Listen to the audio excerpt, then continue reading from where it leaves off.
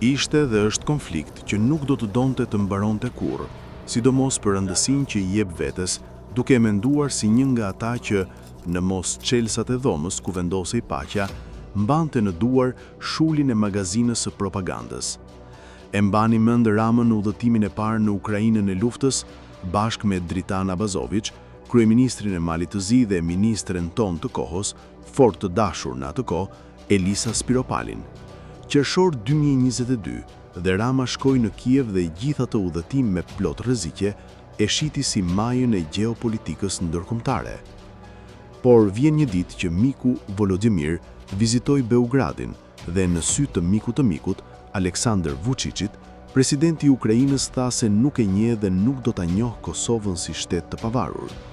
Miku im i dashur, Volodymyr Zelenski, ishte në Beograd dhe tha se Ukraina nuk e ka ndryshuar qëndrimin e saj dhe nuk do ta njoh Kosovën si shtet.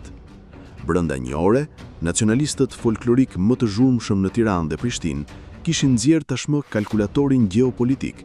Ndoshta duhet ta ndushkojmë Ukrainën, të mos brohorasim më për lirinë dhe të mos vajtojmë më për ata që bombardohen, shkruajti Rama në një zhveshje mlefi dhe leksion etike.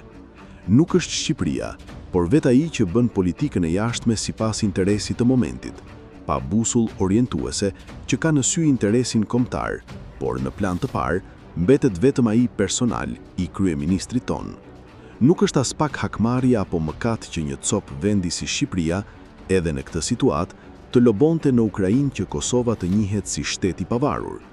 Edhe në Ukrainë disa deputet deklaratat e Zelenskit u cilësuan si qëndrim i gabuar, vetëm Tirana zyrtare heshti.